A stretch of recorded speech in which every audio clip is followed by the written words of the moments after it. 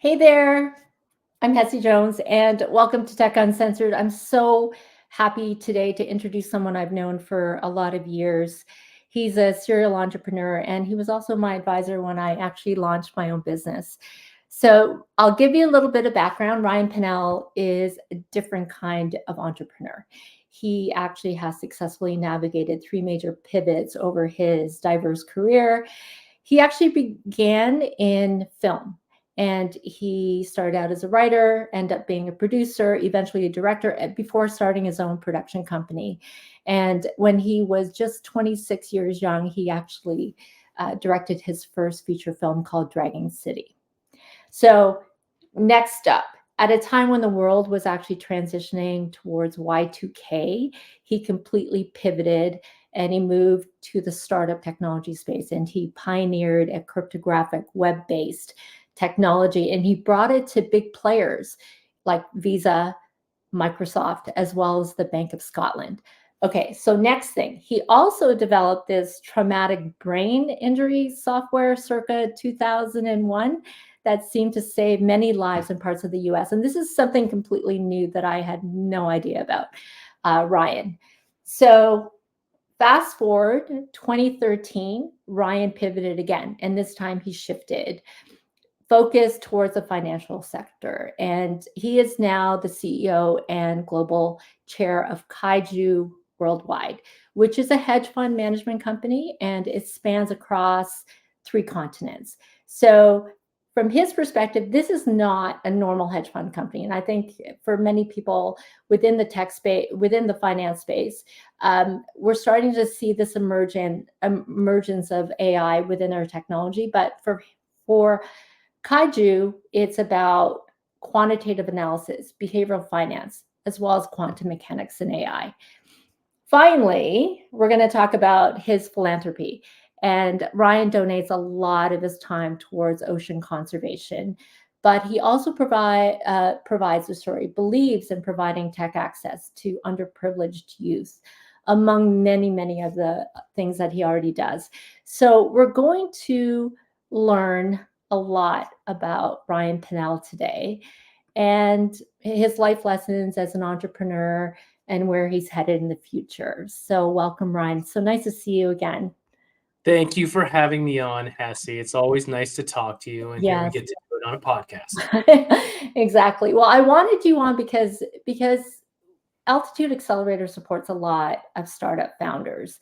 And for them, this ends up being a journey that spans a lot of failures, challenges, really amazing moments. But I want them to hear from your perspective because you've gone through this multiple times. So let's start with the first question. So your journey is one that leaps into many of these disparate industries.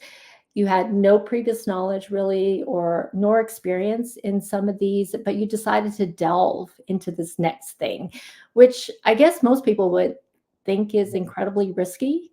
Is that accurate? Oh, I don't know. I mean, it always seems risky in hindsight. At the time, it seems like a good idea, and yeah, let's just be bold and go do that. And then you look back years later and you think, oh my God, I can't believe that I did that or we did that. And my wife and I talk about that a lot. When we moved to Barbados 9 years ago, before moving to Switzerland 3 years ago, and when we moved to Barbados, we thought we were completely prepared, ready to go, new adventure, young kids. This will be awesome. And we like completely did not have the asset base that we required to make that move safely. Serendipitously, everything changed right after I moved. My career in asset management just skyrocketed. So that saved us. But at the time, I mean, if I had to do it again, knowing then what I know now, I probably wouldn't have done it. Mm-hmm. But so it seems like you kind of roll with the punches, right? In your life, would you say that that is a hallmark of what entrepreneurship is all about, really? I'd say more than rolling with the punches. I've never been afraid. Never say never. I almost never have been afraid to make a change when something that I was involved with before stopped working. A lot of people, I mean, we've got this problem in society, period, not just in entrepreneurial circles, where if you don't, quote unquote, finish what you start, you're seen as a failure or a quitter or someone who doesn't stick it out. It's like, but how does it make any sense to continue doing something that's not working, that's not profitable, that's not making you happy?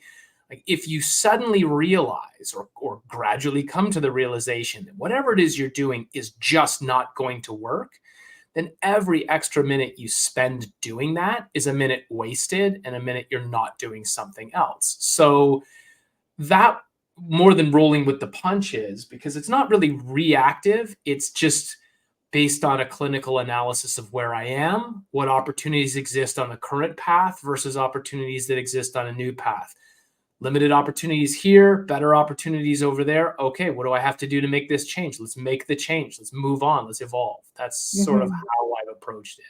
Okay, so let's get into a little bit more specifics, because for each new venture, there has to have been some kind of catalyst that makes you decide that this is the thing that I want to do. So how did you decide to approach each of your new ventures from that perspective? So, I mean, sometimes it's very reactionary. We were building early, just web-based applications. This is before SaaS was a thing. And I was running a software development company and had realized in the early part, right after 2000, early part of 2000 into 2001, that building local software will always carry the inherent problem of conflicts on a local machine. Like, you can't possibly predict the build of every single machine that's out there. So, you build the software, you build it to be universally compliant, and inevitably you get some client that calls you and says, well, this doesn't work, or I got this error message. But, even back then, we realized that browser-based technologies, as long as it was compliant with the browser, it was likely going to work on the system. And so we were involved in these early web technologies.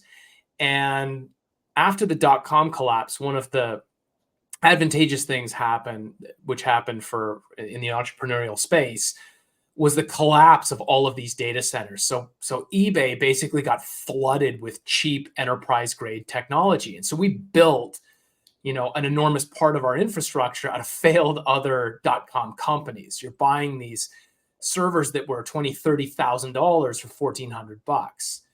And I had bought some enormous universal power supply, like a floor unit, and it never showed up.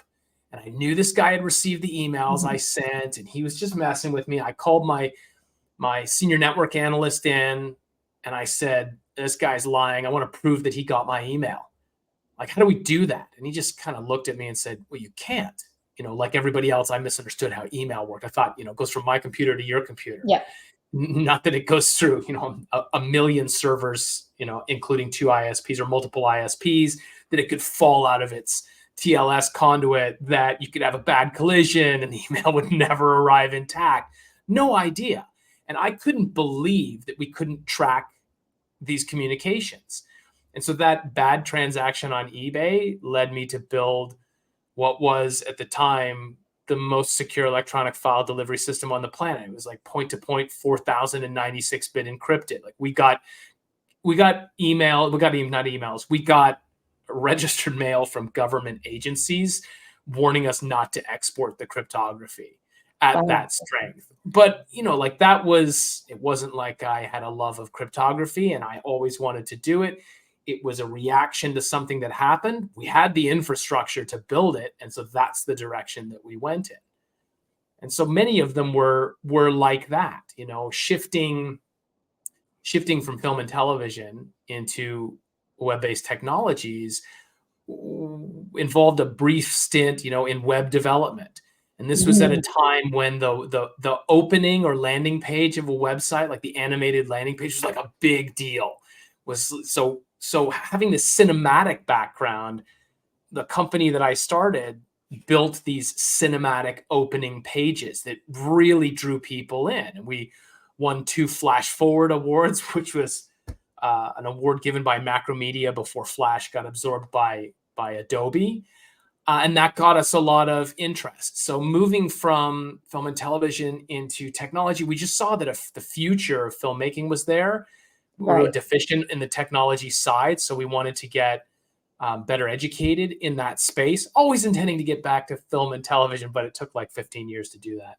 Oh my goodness. Okay, so based on like the two that you've talked about, the cryptography, the film industry, even before we jump into retail trade, where you ventured in later on, which presented the steepest learning curve for you, and how quickly did you have to adapt? Actually, maybe we'll just catapult immediately to that. The steepest learning curve was actually trading.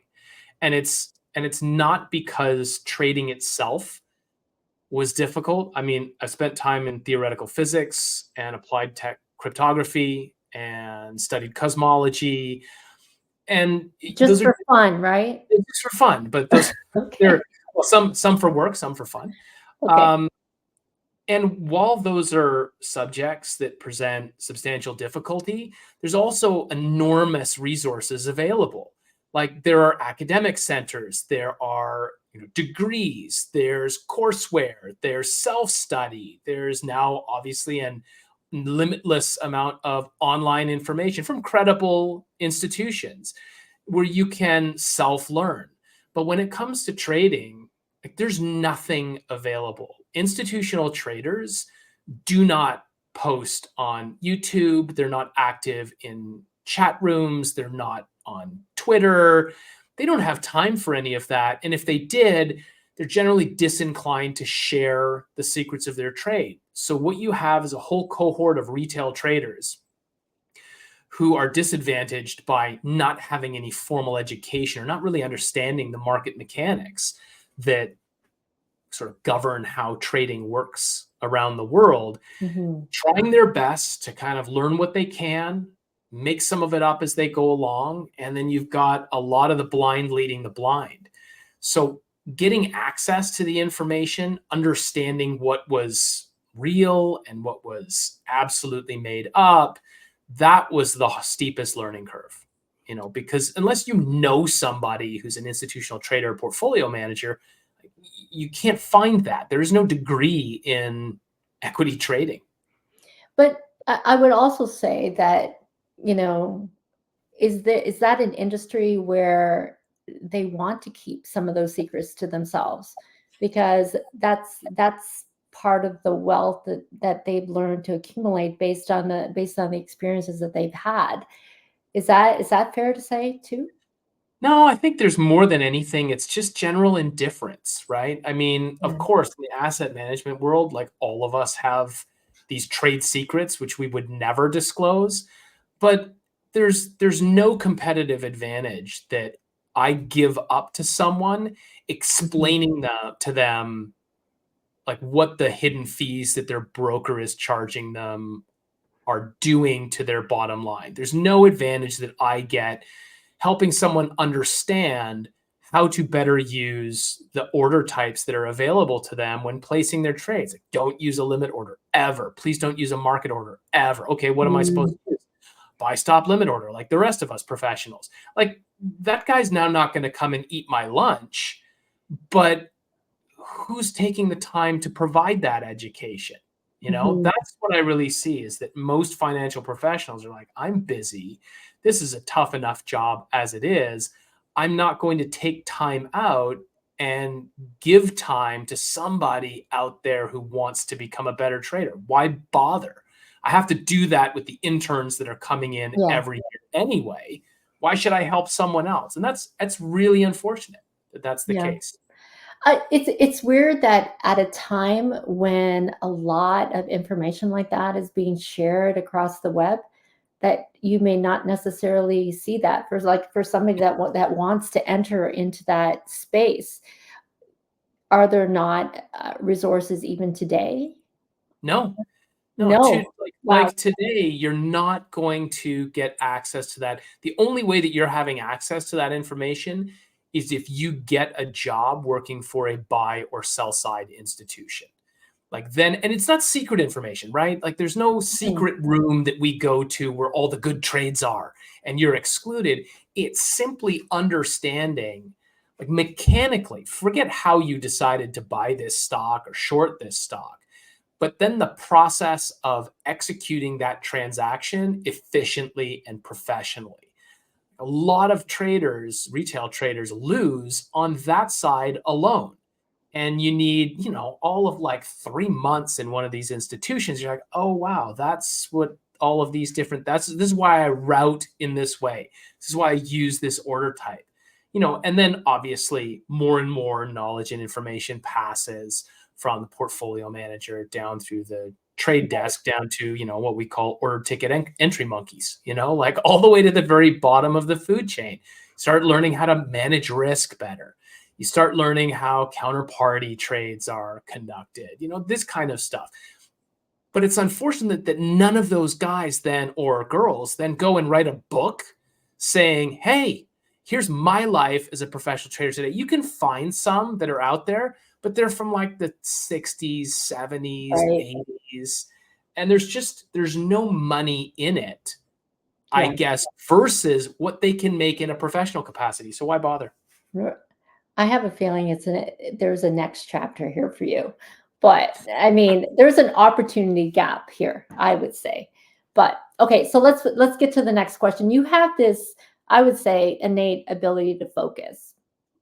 Has this been, I guess, one of the key traits that you consider to be able to successfully execute? And if not, Eventually, yeah? yeah, I think eventually, certainly not when I started. I had terrible discipline when I started. I would get distracted. I spent too much time doing useless, stupid things. I would plan for eventualities that were really remote in nature. So the time that I was spending preparing for this probably never going to happen event was time I could have better spent doing almost anything else. But I did ultimately realize that, you know, a level of discipline and focus was necessary if I wanted to achieve what I wanted to achieve, certainly in the shortest amount of time, right? If you're disciplined and focused, you get a lot more out of 4 hours of focus time in a day than you will out of 8 hours of distracted time, and that's really the difference. People will say, well, how come you accomplish so much in a day relative to this person or that person? It's because I don't waste the same amount of time. I'm not some robot. Like I don't bang away constantly, no breaks ever. Nobody can do that. I just spent a lot of time figuring out how to structure my day so that I could take advantage of times when I'd observed I had the highest energy, when times when focus was easier than other times. You sort of mid afternoon, late afternoon, the quality of your work is deteriorated by that point. You get no Mm. second wind. But there's all kinds of things that you can do in that mindset. Like there's a clean your desk moment, right? There's a file papers moment. There's a clean out your downloaded items moment. Like you have to do it, but that doesn't really require any innovation. You're not going to try and write an article in that moment. So that's really, Right. it was appropriate focus, I guess, rather than just like this idea of you're focused all the time, which nobody can do. Yeah. So I read one of your articles that you wrote. It was called Five Underappreciated Strategies for Improving Performance. So can you elaborate a little bit on that? Because I think focus is one of the things, but really it's really about mindset. It's about wellness physically as well as mentally. Yeah, I mean, I always found it interesting that when people are looking for a competitive advantage or they're looking to improve their performance, like one of the first things they do is they pop open like the app store and they look at productivity apps, or they go to like, life hacks from the perspective of, can I jog on my underdesk treadmill while I listen to podcasts and return emails? Like that's not where your peak performance is actually going to come from. There's some really low hanging fruit that people consistently ignore that works for everybody, is free, and absolutely makes a difference. And so, yeah, in that article, I talk about, like, I think number one was sleep. Like, people, we know, oh, you should get more sleep. Oh, yeah, I don't get enough sleep. I could use more sleep. I hate catching up my sleep on the way. Everybody knows it's like eating your vegetables. You should do it. But most people don't really understand the critical role that sleep plays in life, period. Right? I mean, all of your physiological reparative functions happen when you're asleep. That's cell repair. That's hormone balance. That's conversion of short-term memory and long-term memory. Like, if you don't get enough sleep, it's not like your body will do that at some other time or at a lower level of efficiency. It won't do it.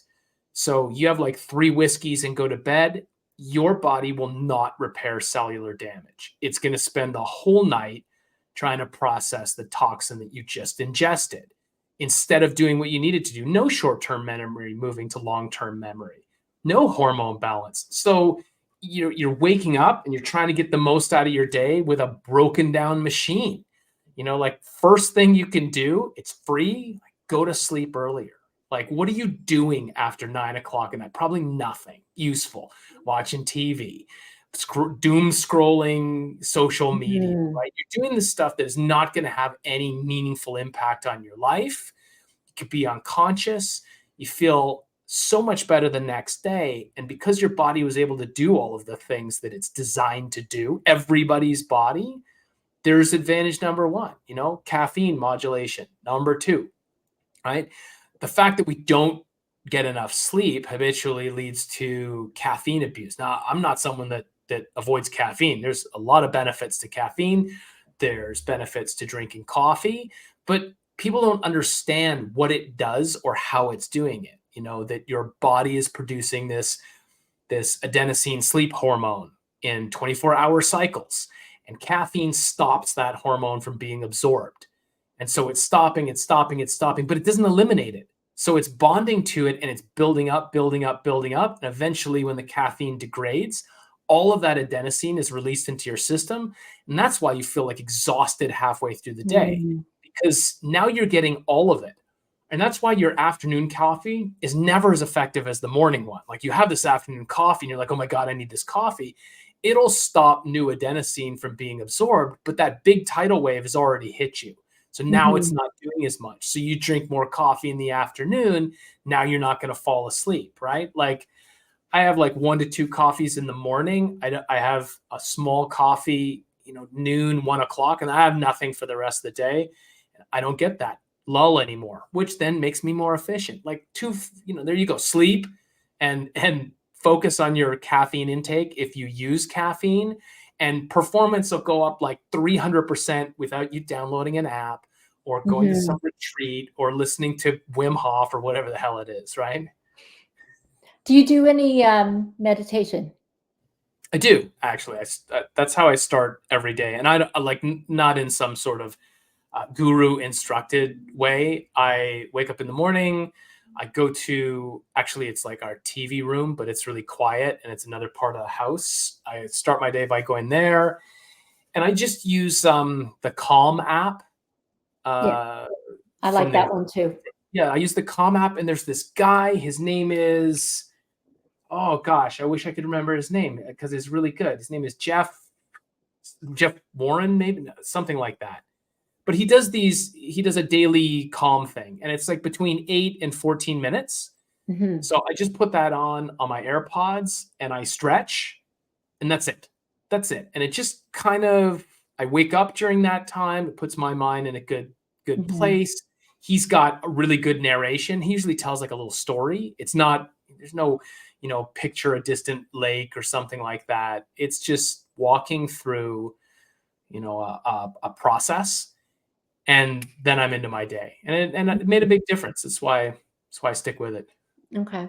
So let's talk about, I don't know if you could identify one of the biggest risks that you've ever gone through with any of your ventures, and how did you overcome any kind of fear or self-doubt when you're approaching that? Yeah, biggest risk that I've ever seen in all startups, my own and others that I've seen not succeed, is an overly high level of optimism combined with undercapitalization. Like, I want to start this business. I have some money. It is for sure not enough money, probably, but you think it is. So, you start the business, and as you start to blow through this money, you start to make bad decisions. So the bad decisions are commonly you avoid legal services, right? You don't send contracts to lawyers. You download them off the internet, you read them, they seem to be pretty good. You execute them, opening yourself up to liability and risk because lawyer fees are really high. Even cheap lawyers cost money that you Mm-hmm. don't actually see translating to revenue. So you won't do that. Partners don't make partnership agreements in the beginning because some part of you knows that you're going to have a fight right away and you want to be really positive and you're like, we're going to change the world with this. And you come back around to having that agreement in the future when there's actual money on the table, and that's a way worse fight to have. So Mm. people do things like that. I've got more than enough. I can do this. They're undercapitalized, bad decisions, and it just goes downhill from there. Really, Mhm. and I see that that's 95% of failed startups. I can track back to undercapitalization. Mhm. And I think for a lot of people, like you said, there's a lot of optimism in the beginning, but then when the decision to actually do things that require money, they don't actually happen when they should happen. Everybody tries to get it done like right at the beginning. Like the agreement thing, there are lessons in that if there were agreement, maybe we could have mitigated this specific risk in the future, right? But that again comes with a cost. Yeah, and it's not huge. It's just something, right? Like, it depends on what country you're in, but if memory serves, in Canada, it's been a while, but like $1,500 or something, and you've incorporated a company. Okay, so I've incorporated a company now. The extra legal work, making sure that that company is set up to run effectively, would bring the total startup cost for admin and legals to maybe 10 grand. Like, it's not a ton of money. And now it's set up optimally from the beginning. Right. Shareholder agreements are in place. Everything's super clear. You start on the right page. And if you're engaging contractors, like, you have good quality terms and conditions that are going to keep you safe, insulated from liability, etc. Like that plus a bank account, and you're ready to go. And it's just, it's the extra $8,500 in legal fees that people think, oh, but that will get me A, B, C, D. Right. Instead, everybody wants to feel like they're in business. So they want their website and they want their social channels and they want a cool Zoom background or whatever it is Yeah. that they're going to put in place that's going to make it seem like they're not like a one man or one gal band. Right. And you're missing like the part that you Fundamental. can't redo that after the fact. Like, you got Yeah. one chance to do it, and that's the chance to do it. I would say, for me, that's number one. Number two would be not doing the appropriate amount of research in terms of where your revenue is going to come from. Like, you have this great idea, you think it's going to change the world based on your gut. Mhm. I'm going to do this. I'm sure there'll be clients. I'm sure we'll get revenue. Like, what market analysis have you done Mhm. to come to that conclusion? If you haven't done it, it's because you're afraid of learning that your dream idea isn't a very good idea and you sort of just want to go. Same thing as you haven't put a partnership agreement in place, not because you're an idiot and you don't know that you need it. It's because you kind of feel like there might be a fight and that would just throw cold water on everything. And you're so excited and you want to move forward with positivity. This is business, right? Like, you're not going to be friends forever. You're building something together. So take the time to make sure you're on the same page. Take the time to make sure that there is a market for whatever it is you're trying to sell, product or service or whatever. Okay. That's cool. I've learned a lot from that as well. I've gone through my own challenges and failures, and it's amazing how you have to go through it in order to learn not to do that the next time. Right. But I think going through it is amazing. Not at the time, later I on. can remember specific instance, Hessie, where I Yes, was I know. like, I told you this is going to talk about happen. You're like, I'm not going to listen to you. I'm not going to do that. And it totally happened. Yeah, advisors usually provide the best advice that you don't necessarily listen to, because sometimes as a founder you're stubborn. That's another topic for another day. Well, and because like the only reason that that's right is because it happened to us. You know what I mean? Like, Right. like nobody can magically give you this sage wisdom. It's like, oh, I've been where you currently are, and this totally didn't work, and this is why. Exactly. You know, but there are some things, to your credit and point, Hessie, there's some things that everybody has to go through. Like you could, someone could tell you, 10 advisors could tell you, and you would ignore all 10 of them because you need to have the experience. Well, it's actually good to have the experience. Oh, absolutely. Absolutely. Okay. So I want to talk about Kaiju, because this is your current venture, and it looks like you're pretty successful at it. Yeah, I mean, we have created about $660 million worth of AI IP so far. It's probably end of June. It's probably $1 billion by then. We've got another component. Yeah, it's been good, but you know, I think of Kaiju from an entrepreneurial perspective. I couldn't have done it at any other point in my life, and not just because AI wasn't AI back then. I've been working specifically with AI and portfolio management since 2019. Like back then, people thought I was insane. We were insane for managing portfolios just using AI, but it's worked out really well, and it's been a very validating like last 18 months to be sure. But it's been a very complicated venture, and I lacked the knowledge, I lacked the wisdom, I lacked the emotional sophistication, I lacked the managerial experience. You know, I had to go through the other careers, the other companies, the other businesses to get to a point where, you know, I could run a company that, you know, has people in 17 countries and 13 time zones. Like I just wasn't equipped to do that. Wasn't equipped to manage that many diverse personalities, requirements, cultures, etc. So, you know, it's been a good journey. It's satisfying for me to be able to see not so much the success, but that I recognize in the management of it, I could see that I've grown, and you know, maybe really slowly, but growth nonetheless. So you started out in retail trade, and then when you decided that you wanted to create this company, for a long time it was just you and a partner or two for a very long time before you decided to build out the company, right? Yeah, well, sort of. I started very briefly in retail trading.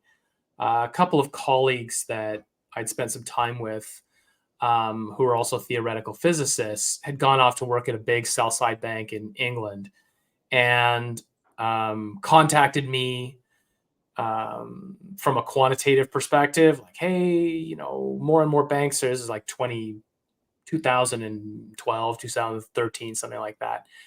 You know, banks are sort of hiring us more and more. And I was the pattern recognition specialist because I'd spent so much time in applied cryptography, and that's really all it is.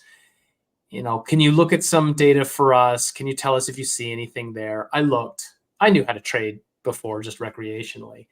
And I did see exploitable patterns, and I shared those with them the first couple of times, and then realized that maybe I should stop sharing them. And so I started a small account myself.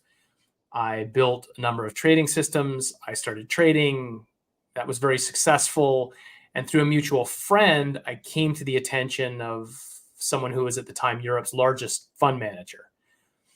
And they very kindly and different people in their management company mentored me. I became a portfolio manager, their institutional trader, and then portfolio manager. And then in a very short amount of time, the same person said, you need your own fund. You need to be managing your own fund. So help me set up my first hedge fund and my first fund management company. And yeah, I had some seconded staff from his company, and it was like me and three other guys, all working in technology, right? Like I needed professional technologists to help build the proprietary systems that I wanted to build. I could architect them, but I couldn't build them as well. And from there, we grew from those 40 people to it's almost 50, and from a couple countries to 17. And from managing one little hedge fund to several funds to building IP to launching products on the New York Stock Exchange, and all using artificial intelligence. Like we knew that we wanted to go that direction. It just wasn't accessible at our size and capital base until about 2019. And then we had enough expertise on staff, we had enough capital, and the technology itself had become more accessible, and we could really make a go of it. Predictive AI, obviously, not generative AI, which is the world's worst fund manager. Please don't ask ChatGPT what No. Well, so let's get into the technology itself, because you've already mentioned you don't have any, I guess I wouldn't say faith or confidence within what's going on with LLMs, and I concur with that right now. In this nascent space, it's not there. But from your perspective, when it comes to actually developing artificial intelligence within your industry, there are a lot out there that do similar to what you can do. No, there's almost none. I mean, it's an unforgiving on-ramp. The sort of grandfather of all of it was Renaissance Technologies, Okay. and that was run by the late great Jim Simons, who was an incredibly gifted geometer, and he started this hedge fund when he was 45 or 46, and for 30 years they've delivered like 67% returns net of all fees every year, but they're employee owned, and have been for decades. They're closed. So they basically perfected systematic and quantitative trading, went into early machine learning, artificial intelligence applications, used to have outside capital a long time ago, and then kicked everybody out once they had enough of their own money and just run on that. So that their medallion fund is 10 to 12 billion dollars. That's all employee owned. Nobody ever gets any information out of that shop because, again, employee owned, right? It has the distinction of having the highest number of millionaire receptionists in the world, right? If you're making 67% after all fees every year, are you talking to anyone? No, of course not. So, 30 years, we know like three things about them. We know their win rate is slightly better than 50%, which means that their asymmetrical return on risk is enormous. We know that they only trade in a 3 to 8 day window, which substantiates all of our findings that predictive AI in capital markets trading is only effective in the very immediate term. It's not crystal ball. It's not going to tell you where something's going to be in 6 months. That's ridiculous. And that they have like 297 scientists and 5 traders, right? And that mirrors sort of us. We're smaller, but yeah, we have 8% of our workforce, 7% of our workforce are traders. Everybody else is a scientist. And you still need the traders. The scientists themselves, the machines themselves don't come up with very novel, innovative, workable solutions. The traders still have to execute trades in some asset classes, et cetera. And so for what we do with predictive AI, yeah, I see a huge future there, but there are there aren't a lot of companies that are doing it. Citadel, absolutely, but they don't talk about it. Like the companies that are doing it are not talking about it. They're not sharing the technology. All the attention is on generative AI as an asset manager, an analyst, or whatever, and it's terrible. For all of the reasons that I'm sure you've covered many times, Hessie. Like there's no standardized data, there's no verifiable source of truth. Versus what we do is ingest like price, time, and quantity data and look for repeating patterns. Very different. So are you now, I think within your industry that you've created a lot of efficiencies for your company. And like you said, you have a workforce that is probably a fraction of some of the most successful ones out there. Where do you see the future of AI when it comes to this? I mean, replaceable job is a big newsworthy item right now. Yeah, I think, if you're a systematic or quantitative trader, yeah, I think you're done. I think you're done now, right? I mean, these systems, the types that we're building and using, they're ingesting the entire stock market at the trade level, like what we call it the print level. Every single trade is being ingested and analyzed in real time simultaneously. It's billions of transactions before any one of our systems makes a trade management decisions. It's billions of discrete examinations simultaneously before it makes the decision. We can't do that. We're just not capable of that level of analysis. So it's going to replace those traders, but it can't do everything. There's global macro, forget it. There's no system in the world that's going to say, well, I think that Putin's going to invade Ukraine, and I think this will be the socioeconomic fallout from that, and I think this will be the flow through of that fallout into capital markets. Like, no chance. That requires, a person with deep experience, and even then, they're going to be right like 30% of the time. So it's not going to do that. I don't think anybody wants to take investment management advice from a machine. We're just not built that way. We're a human to human species. So I think we like that the investment manager has access to tools that will optimize decision making, that can increase performance, decrease risk, can maybe act as an early warning signal in turbulent times. But we still don't want to input all of our data and have a machine say, here's your portfolio, or this is what you should do. And there's a small cohort that probably does, but that's, I like you, Hessie, I think there's no question AI is the technology of the future, but the propensity of purveyors to say that it can do everything and will replace everything is just is absurd. And it belies a lack of understanding of the technology itself. Yeah, I mean, I was speaking to somebody yesterday about this existential threat that everybody talks about. And I said, you know what, at some point in time, until a technology has the ability to carry its own power pack and we don't have to unplug it from Wi-Fi or from the wall, and it won't subsist itself, then I said that's the only time that I think we'll be at risk. But right now, as long as it's attached to our power grids, we're safe, right? Well, and why do we always anthropomorphize these things and assume that once it's sentient, it has wants and desires? Why? Those are human conditions, right? Exactly. Those are human behaviors. Exactly. Like, why would a machine go, I have the desire to wipe you out? To what end? I mean, by its nature, these systems are efficient and logical. Right. If they're like, you take too much power and I need more power in order to create more machines, where did the desire to create more machines come from? Like, that's a human desire to procreate.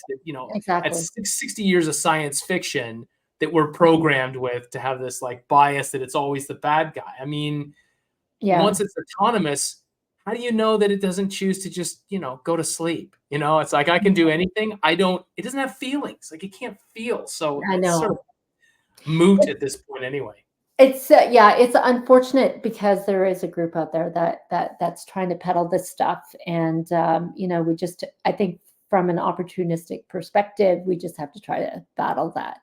I want to move into your interest in philanthropy, because you've been doing this even, as an entrepreneur for a very long time. So tell me about your interest in ocean conservation and also about technology access, especially for the underprivileged?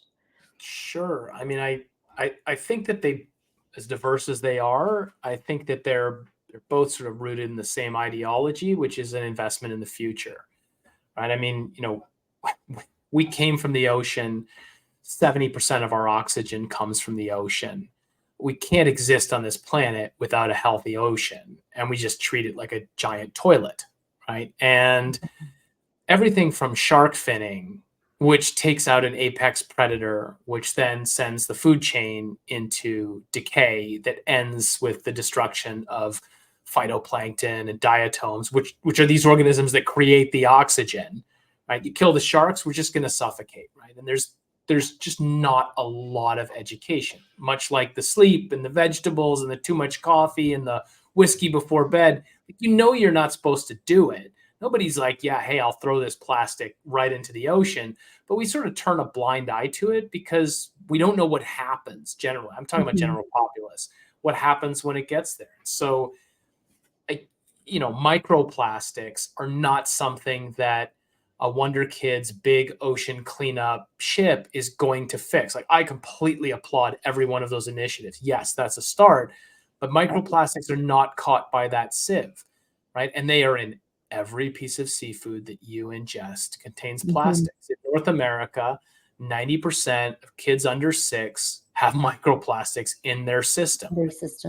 Our body's not designed to deal with this. It's never seen it before. It's kind of like trans fats, right? We don't have the capacity to just be like, oh, that's cool, I'll just break that down and deal with it. So, where do you start? Education, connecting people with the ocean. I've always been a big waterman, surfing, stand-up paddling, diving, free diving, scuba diving, sailing, boating, whatever it is. Like, I'm happiest, on, in, or under the water. And if I can support programs that put people who are interested in at that level of connectivity, it's like, animal lovers. It's really difficult to be awful to animals if you're exposed to them on a regular basis. It's like, you learn their individual personalities, what makes them so wonderful, et cetera. So that's on the ocean front, that's part of the future. And then in terms of underprivileged youth, same thing, right? I mean, technology these days is relatively cheap. You got a Kindle Fire tablet, previous generation iPad, any number of tablets that you can use that you can distribute to school kids. Most schools have free Wi-Fi connectivity, even in second world countries. And that connects them to education. It connects them to information, limitless amounts of information. So that's where some kid that has no access to learning more about robotics can learn all they feel like learning about robotics. And how much is it? $199 a kid, something like that. My experience doing this for years is that they cherish these tools. Like, I've never handed out a tablet to some kid and they just like throw it on the ground.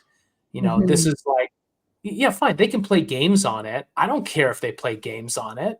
They're using it. They're developing skill with the tablet. They're connecting online. Back when I started handing these out, Roblox was like a big deal for these kids, right? And you can program for that game. So they're getting access to programming, doing free courseware on that. So that's, to each their own, but those are areas that have been meaningful to me. Okay. So, the last question, I guess, at this stage of your life and your career, considering everything you've achieved, right? Is there more to be done? I think so. I mean, you alluded to it a little bit earlier in terms of the next chapter. Like, I would love to, create like a Khan Academy, but for financial literacy. That's sort of always been my goal, right? I mean, it's ridiculous that, we get exposed to plant biology in school and there's not a single financial literacy course. Like, you have no idea how the mortgage payments that will govern your life, the credit card payments that can destroy your life, credit, debt, tax. Like nobody teaches this. And then you're sent off into the world connected to all of this.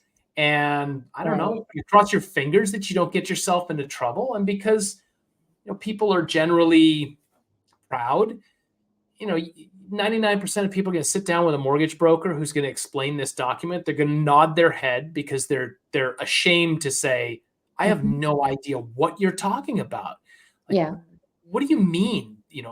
This interest versus principal versus the term versus variable or fixed rate. I don't understand any of this. Help me out. They're going to nod their head. They understand that when they put their signature on this document at the end, they're going to get the house they want, and they're going to participate in their own financial enslavement. But if they had the knowledge, they could ask key questions. They could find a vehicle that was less destructive, use it in the right way, and be freer faster. So I love what Khan Academy has done for math and now STEM in general. I would love to do that for financial literacy. What a great idea. And it's something that we all need at the elementary level, because we're all eventually going to grow up. And you're right, there's a lot of adults that when they get into buying their first home or going and doing their first investment, just being overwhelmed by the terminology and just having it go over their heads. Like for me, I rely very much on my husband when it comes to investing stuff, because I wish I understood.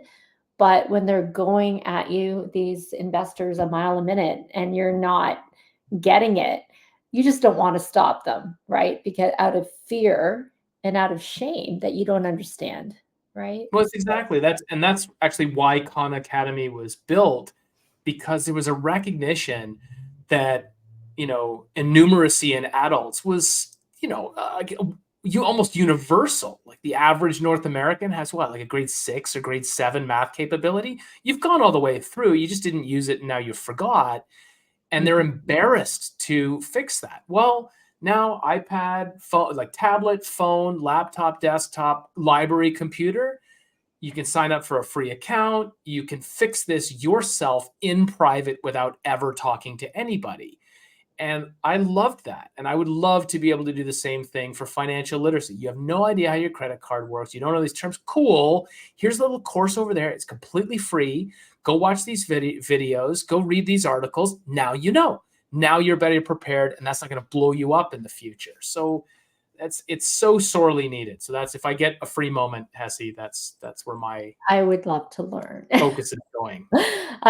So I lied. One last thing. What kind of legacy do you want to leave? If you were to look at or craft your own headstone, I know it's a little bit morbid. What would you like it to say?